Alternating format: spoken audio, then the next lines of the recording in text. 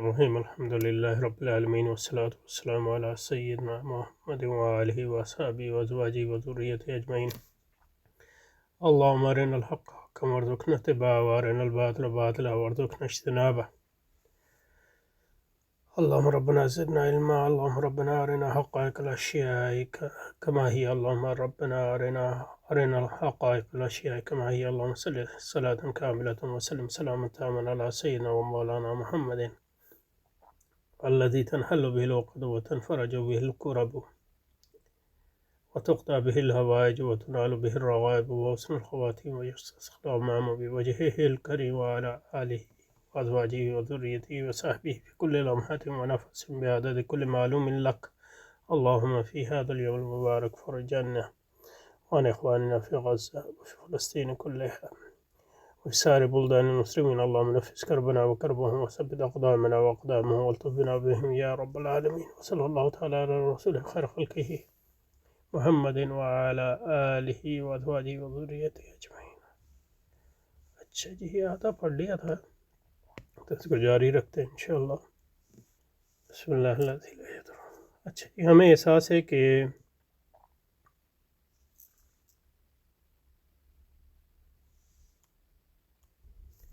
اچھا جی ہمیں اس کا احساس ہے کہ تزکیہ و تعلیم کا کام کما حق کو انجام دینے کی صلاحیت نہیں رکھتے۔ ہم یہ سمجھتے ہیں کہ تبلیغ اور اصلاح کا یہ کام علماء کرام اور صوفیاء اعظام کی سرپرستی میں بخوبی انجام دیا جا رہا ہے، لیکن قیام ریاست اسلامی کی جدوجہد مضمحل ہے۔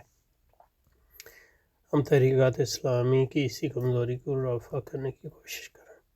حقیقت یہ ہے کہ یہ کام بھی علماء کو ہی کرنا چاہیے، جیسا کہ یعنی قیام ریاست اسلامی یعنی انہی کو اس کی قیادت سنبھالنی چاہیے۔ اور جیسا کہ افغانستان میں ہوا اور ایران میں ہوا، لیکن ظاہر ہے کہ جہاں وہ نہیں کریں گے تو پھر دوسروں کو کرنا پڑتا ہے ان کی رہنمائی میں۔ قدیم اسلامی سیاسی اکابرین علماء کے علم کے دو پہلو ہیں، ایک تو ان کا علم شرعی ہے، تو جس حد تک ان کا رسوخ ہے اس میں وہ حجت ہیں ہمارے لیے اور سب کے لیے، یعنی ان کا اجماع ہے ہر عالم کا انفرادی طور پہ تو حجت صرف اسی کے لیے جو اس عالم پر اعتماد رکھتا ہے، لیکن علماء کا اجماع اور مختلف اجماع کی نچلی درجے کی شکلیں بھی اگر اس طرح کی حجت نہیں ہے، لیکن یہ کہ جیسا کہ اجماع کلی ہے، لیکن یہ کہ اس کی بھی اہمیت ہے۔ دوسرا جو ہے ان کا واقع کا علم، تو اس میں جو ہے علوم عقلیہ کا علم، تو یہ علوم عقلیہ جو ہیں اور واقع کا عملی علم، تو یہ علم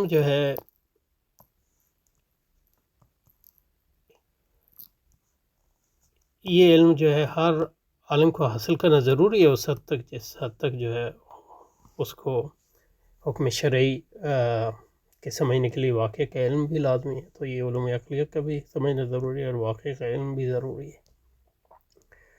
لیکن یہ ہے کہ ہر عالم کا علم جو ہے علم شرعی تو ایک ہی رہتا ہے، لیکن علوم عقلیہ بدلتے رہتے ہیں اور واقع بھی بدلتا رہتا ہے، تو اس لیے اپ ڈیٹ کرنا پڑتا ہے علماء کو اپنا علم۔ تو امام غزالی کا جو علوم عقلیہ، جتنے بڑے بھی عالم ہوں ان کا جو علوم عقلیہ اپنے دور کا علم تھا، تو ظاہر ہے اس میں بہت سی غلطیاں تھیں، اس کا ان سے وہ جتنے بڑے بھی امام ہوں، لیکن علوم عقلیہ میں جو نشو و نما ہوا ہے اس کے نتیجے میں پتہ چلا ہے کہ بہت سی چیزیں جو ہیں وہ اب ریلیونٹ نہیں ہیں یا غلط تھیں، تو وہ تو حجت نہیں ہو سکتی۔ آج جو علوم عقلیہ کے بارے میں امام غزالی یا امام ابن تیمیہ نے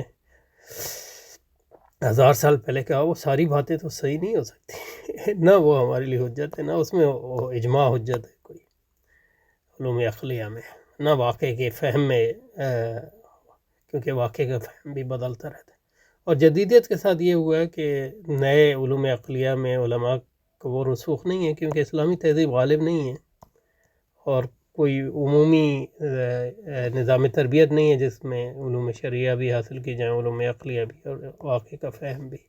تو اس میں جو دیندار لوگ ہیں جنہوں نے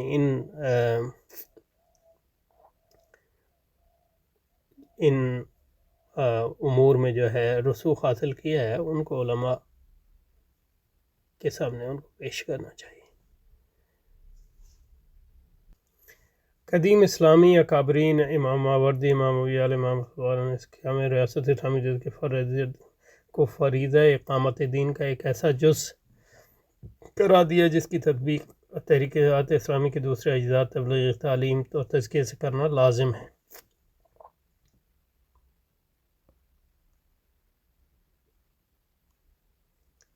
یہاں فریضہ اقامت دین سے مراد جو ہے، ظاہر ہے اقامت دین تو ایک کلی امر ہے۔ وہ اقامت دین کیا ہے؟ اقامت دین جو ہے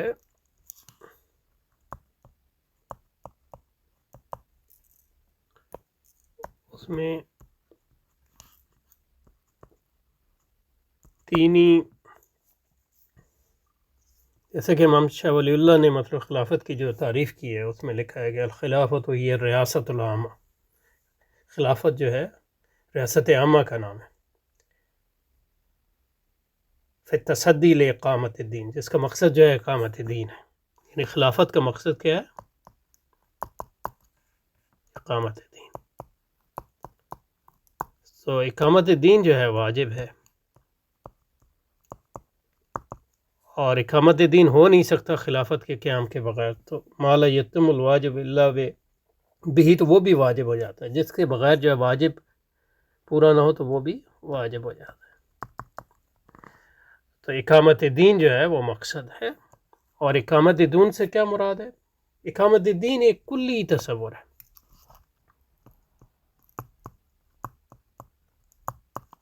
اقامت دین سے مراد اسلامی حکومت کا قیام، یعنی وہ خلافت ہو گئی، اور اس کا مقصد جو ہے اقامت دین ہے۔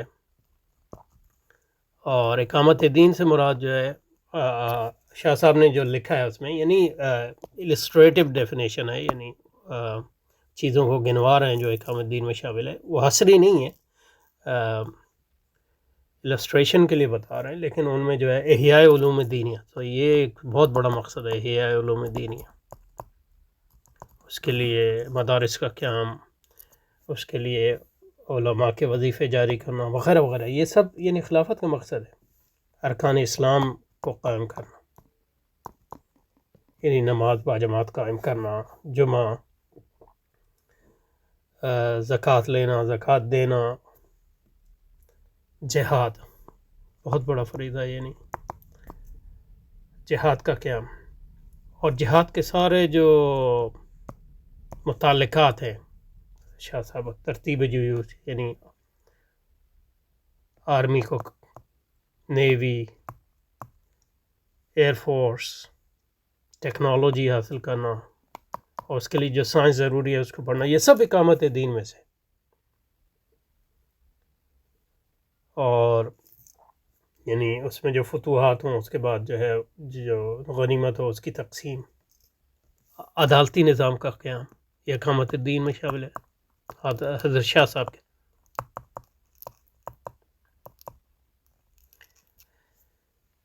والقیام بالقضاء، اقامت الحدود، حدود کا قیام، یہ قضاء کے بغیر نہیں ہو سکتا، حدود کا قیام، لوگوں کے مظالم دور کرنا، رفع المظالم، یعنی لوگوں کے درمیان عدل قائم کرنا، لوگوں کے شقاوی دور کرنا، لوگوں کے یعنی جس نے ظلم کیا، مظلوم ہے، اس ظالم سے اس کا بدلہ لینا، اور پھر امر بالمعروف، یہ بہت بڑا، یعنی تو اس میں تمام جو ہے تقنین بھی آ جاتی ہے، نہی عن المنکر، تو نہیں امر بالمعروف نہیں عن المنکر، یہ چھوٹی سے جو شروع ہو کر ہر چیز پوری زندگی کو محیط ہے، یعنی راستے سے جو ہے ایک چیز جو ہے آپ کو اذیت جو لوگوں کو پہنچا سکے اس کو ہٹانا بھی مطلب یہ ہے کہ ایک جو ہے معروف ہے، تو آپ سوچ لیں تو اس میں سارا یعنی ٹریفک کا نظام قائم کرنا، یہ بھی مطلب اقامت دین کے اندر آئے گا،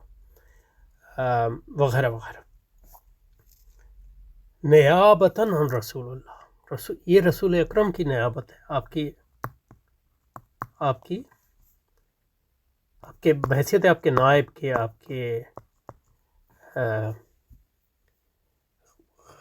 ظاہری حیات میں غیر موجودگی کی وجہ سے آپ کے مشن کو جاری رکھنا. تو آپ صلی اللہ علیہ وسلم آج ہوتے تو آپ یہ سارے کام کرتے، تو آپ کے جو وارثین ہیں پھر وہ یہ کام کریں گے. یہ آپ کے وارثین جو علماء ہیں اور انہی کا یہ فریضہ ہے، اور ان کی ہم جو ہے مدد کے لیے جو ہے وہ ہم پر فرض ہے.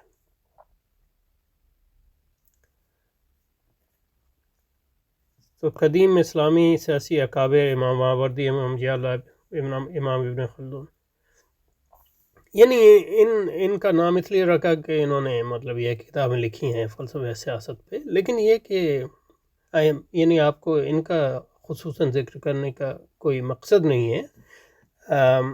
ائمہ اربعہ، فقہائے ائمہ اربعہ اور جو فقہائے مذاہب اربعہ میں، ان سب نے یہ بات کی ہے.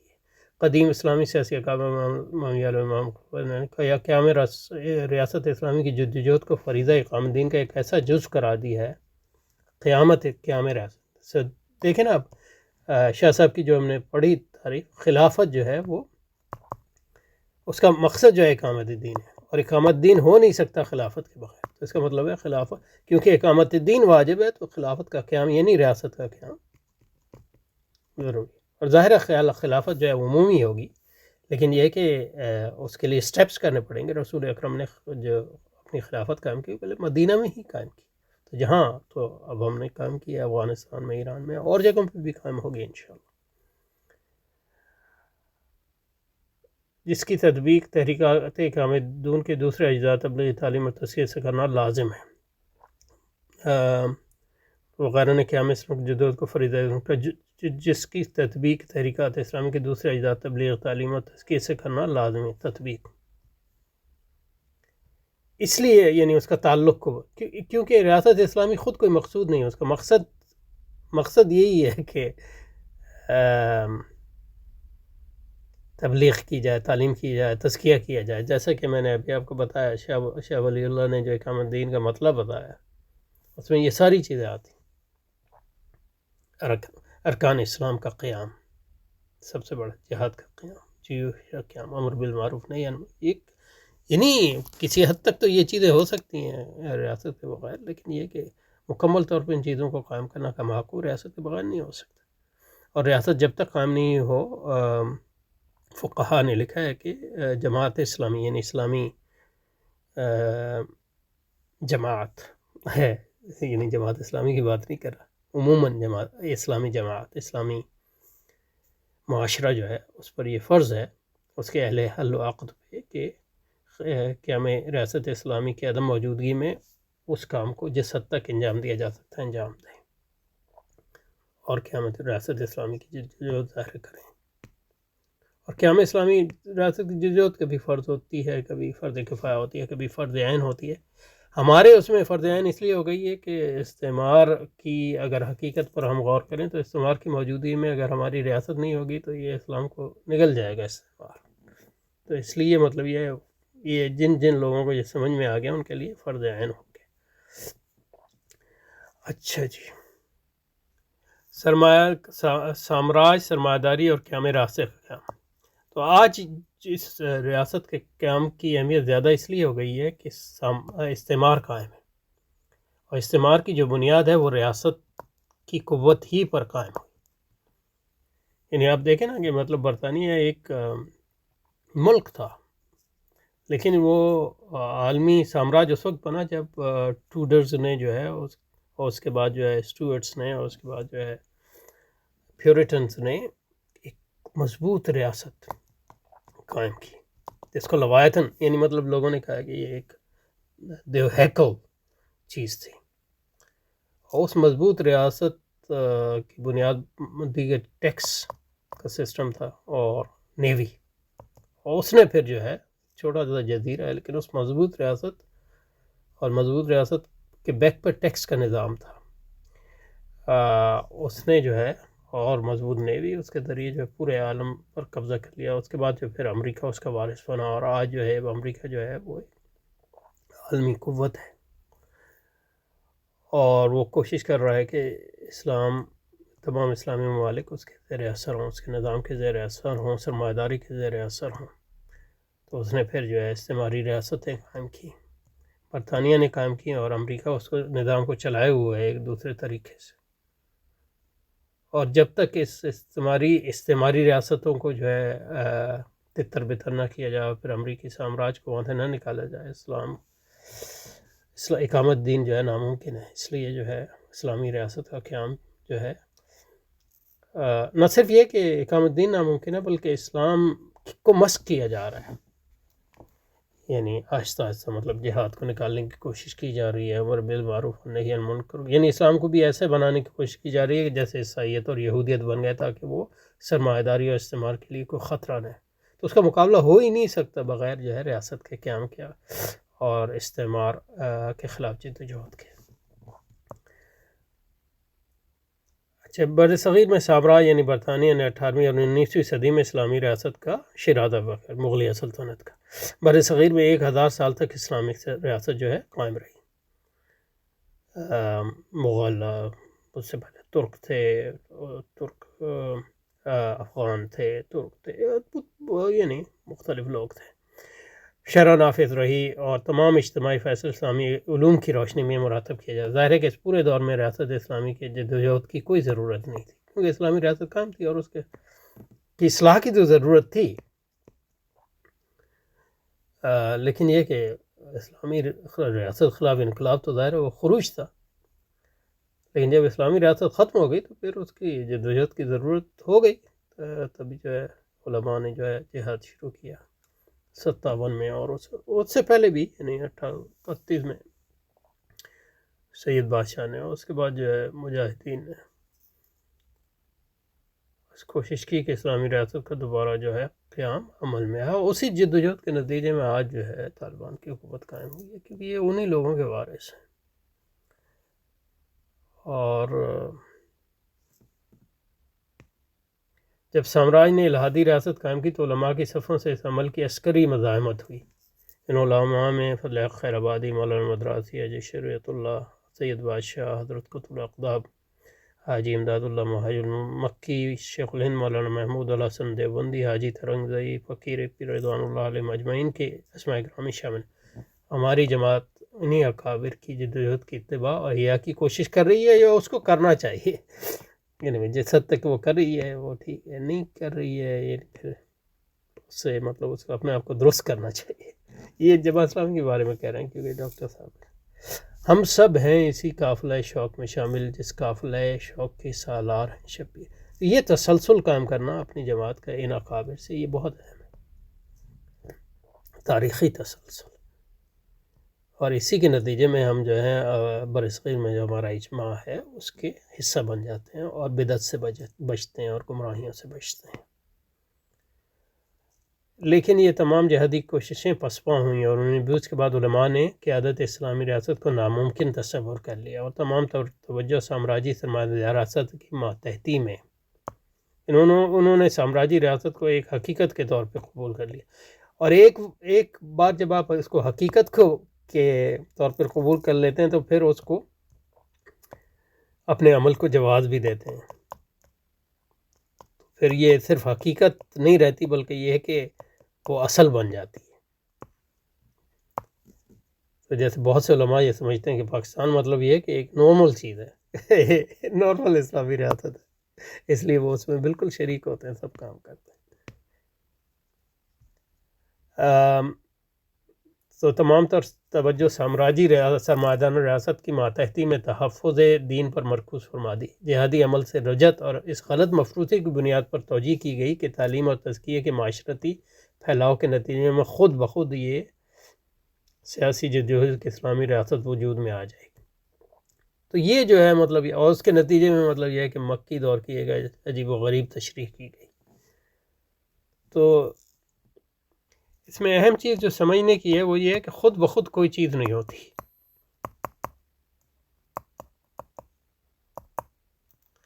ہر سطح پہ آپ کو کام کرنا ہے، فرد کی سطح پہ، معاشرے کی سطح پہ، ریاست کی سطح پہ، اور پھر ان تینوں کاموں کو آپس میں جوڑنا ہے، تاکہ یہ تینوں کام مل کر اقامت دین کا پیش خائمہ ثابت ہو. اور یہ نہیں ہے کہ مطلب یہ کہ اب کہہ رہے ہیں فرد کی ہم درست کریں گے تو ریاست خود بخود معاشرہ خود بخود درست ہو جائے گا، اور ریاست خود بخود درست ہو جائے گی. یہ فرد کی اصلاح کریں گے اور معاشرے کی اصلاح کریں گے تو ریاست خود بخود درست ہو جائے گی. یہ ریاست کی اصلاح کریں گے یا ریاست میں انقلاب لائیں گے تو معاشرہ فرد خود بخود کوئی چیز نہیں ہوتی. ہر چیز ہر سطح پہ کام کرنے کی ضرورت ہے. اور کیونکہ فرد جو ہے وہ جس کو مطلب ہم سوسیولوجسٹ کہتے ہیں انڈیویجویشن تھرو سوشلائزیشن. جو فرد بنتا ہے وہ معاشرے کے اندر ہی بنتا ہے، خاندان کے اندر اور عمومی معاشرے کے اندر، رسم و رواج، نظام تعلیم، اور اس میں ریاست کا بہت اہم رول ہے. آج کل ہر زمانے میں اتنا رول ریاست کا نہیں رہا ہے، لیکن آج کل جو ہے ریاست جو ہے وہ معاشرے اور فرد کے اندر جو پینیٹریٹ کی ہوئی ہے، سرایت کی ہوئی ہے، کیونکہ ریاست کے پاس وسائل بہت زیادہ ہیں. اور ریاست کرتی ہے یہ چیزیں پالیسی کے ذریعے. اس میں ایجوکیشن پالیسی شامل ہے، اس میں معاشرتی پالیسی شامل ہے، اس میں صحت کی پالیسی شامل ہے، اس میں بجٹ شامل ہے. جس طرح بجٹ ریاست مقرر کرتی ہے اس کے نتیجے میں معاشرے میں سب بندیاں ہوتی ہیں اور فرد کی ترتیب مختلف محور پہ قائم ہوتی ہے. تو ہر سطح پہ کام کرنے کی ضرورت ہے. اور انقلاب کے لیے یہ ضروری ہے کہ ریاست در ریاست کام کی جائے. یعنی ریاست کیا ہے؟ قوت کا ایک ارتکاز ہے. تو آپ کو قوت کا ایک ارتکاز الگ جگہ پہ کرنا پڑے گا. اور پھر اس میں جو بنیادی طور پہ فوج ہے، پولیس ہے، انتظامیہ ہے اور عدلیہ ہے. تو آپ مسجد کی سطح پہ ان تینی الٹرنیٹیو فوج، الٹرنیٹیو پولیس، الٹرنیٹیو انتظامیہ اور الٹرنیٹیو عدلیہ قائم کرو. اور جب ہماری فوج اور پولیس اور انتظامیہ اور عدلیہ اسی ریاست کے اندر اتنی قوی ہو جائے گی کہ وہ اس ریاست کو پر حاوی ہو سکے گی، تو اس وقت جو ہے آپ جس کو انقلابی واقعہ کہتے ہیں، انقلابی انسرریکشن کہتے ہیں، اس کو شروع کر سکتے ہیں اور اس پہ غالب آ کے ایک نئی ریاست کا کام کر سکتے ہیں. اسی طرح مطلب یہ ہے کہ ان کا طالبان نے کیا، اسی طرح جو ہے ایرانی علماء نے کیا. مطلب طالبان نے یہ تو نہیں کہ کابل میں داخل ہوئے اس کے بعد ریاست بنانی شروع کی، نہیں. وہ ان کے فوج تو دائرہ موجود بنی ہوئی تھی کیونکہ وہ لڑ رہے تھے اسے، لیکن پولیس بھی یعنی اپنے جن علاقوں میں ان کی حکمرانی تھی ان کی اپنی پولیس تھی، ان کی اپنی انتظامیہ تھی، اپنی عدلیہ تھی. اور یہی فوج، انتظامیہ، عدلیہ جو ہے جب اتنی قوی ہو گئی تو اس نے اس ریاست کو اکھاڑ پھینکا. تو جب انہوں نے ریاست کابل پہ قبضہ کر لیا تو اس کے نتیجے ان کو جو ہے نئی ریاست قائم کرنے کی ضرورت نہیں تھی، وہ ان کے پاس ریاست موجود تھی، اسی کو انہوں نے حکمران بنا دیا. اس طرح انقلابات ہیں. تو اس میں جو ہے مطلب یہ سوشل انجینئرنگ کا کام ہے. اس میں ہم کو انقلابی تحریکوں کو جو ہے، جو کامیاب انقلابی تحریکیں جیسے ایران کی ہے، طالبان کی ہے، حزب اللہ کی ہے، حماس کی ہے فلسطین میں، اور حوثیوں کی اب ہے یمن میں، ان کے کام کو جو ہے سمجھنے کی کوشش کرنا چاہیے. تو اس میں جو ہے کچھ لوگوں کو جو ہے جن کو اس میں دلچسپی ہے اس میں بہت کافی لٹریچر ہے اس میں، یعنی عملی اس کے نتیجے میں جو ہے اپنے واقعے کے مطابق ظاہر ہے ہم اس کو بعینی ہی تو اپنے اس میں نہیں لے سکتے، لیکن یہ کہ اور پھر دوسری جو تحریکیں ہیں جیسے یعنی غیر مسلم تحریکیں ہیں جیسے لاطینی امریکہ، ان سے بھی فائدہ اٹھا سکتے ہیں. اچھا جی، کتنا بچ گیا؟ یہاں پہ میرا خیال ختم کر دیں کیونکہ آگے تھوڑی نئی بحث شروع ہو رہی ہے تاکہ اس کو کم آپ کو سمجھ سکیں. السلام